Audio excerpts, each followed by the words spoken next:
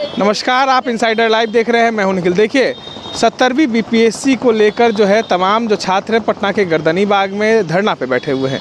आज उनके धरना का दूसरा दिन है। उसको लेकर जो है तमाम जो प्रतिक्रिया हैं अब निकलकर सामने आने लगी हैं। वहीं आपको बता दें, संतोष सुमन बिहार सरकार के मंत्री हैं, उन्होंने कहा है कि आयोग के ऊपर हम लोग कोई भी टिप्पणी नहीं कर सकते हैं। वहीं उन्होंने ये भी कहा है कि अगर आयोग जांच में सही पाए जाते हैं तो पूरी परीक्षा रद्द हो सकती है, अगर नहीं है तो एक परीक्षा जिस तरह से आयोग ने रद्द किया है तो कहीं ना कहीं आयोग के कार्यों में हम हस्तक्षेप नहीं कर सकते हैं। और वहीं अब अंबेडकर जी के लेकर अमित शाह की जो प्रतिक्रिया आई है उस पर भी उन्होंने कहा है कि जिस तरीके से अंबेडकर जी का बयान अमित शाह ने दिया है वो जनता जो है, जो पार्टी के लोग हैं वो गलत तरीके से ले रहे हैं। क्या कुछ कह रहे हैं, एक बार आप सुने।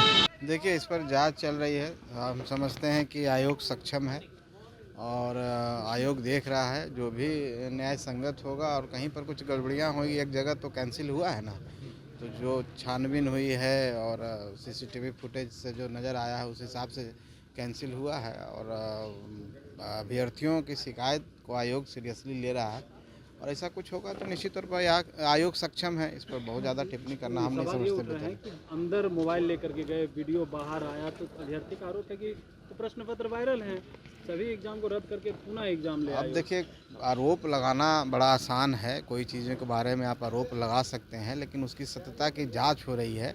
ऐसा कहीं पर भी कुछ रहेगा, 1% भी रहेगा तो निश्चित तौर पर पुनः परीक्षा होगी। लेकिन इस पर अभी हम लोग कहने वाले कौन है? आयोग जांच कर रहा, निष्पक्ष आयोग है और पूरी निष्पक्षता के साथ जांच करिए। सरकार की मॉनिटरिंग भी है। हम समझते हैं ऐसा कुछ होगा तो निश्चित तौर पर कार्रवाई की जाएगी। सवाल उठा रहे, कह रहे तेजस्वी से पहले पेपर लीक है, तेजस्वी के बाद पेपर लीक। लगातार बिहार में तो पेपर लीक हो ही रहा है। उनके पिताजी के रीजन में खाली पेपर ही बाहर लिखाता था, अंदर में तो लोग रहते भी नहीं थे। तो अपने बारे में सोचें, दूसरे पर टिप्पणी नहीं करें। अमित शाह ने जो बात कही उसको लेकर के पूरे देश में बवाल मचा हुआ। भीमराव अम्बेडकर को लेकर के कह रहे हैं कि विपक्ष के लोग उन्होंने अपमान करने का काम किया है। देखिए ऐसा कोई बात नहीं है। उनके बयान को गलत तरीके से लिया गया है। संविधान के रचयिता बाबा साहब अम्बेडकर जी के बारे में कोई गलत शब्द नहीं बोल सकते हैं। उनका सब सम्मान करता है। आज देश चल रहा है तो उन्हीं के कारण चल रहा है।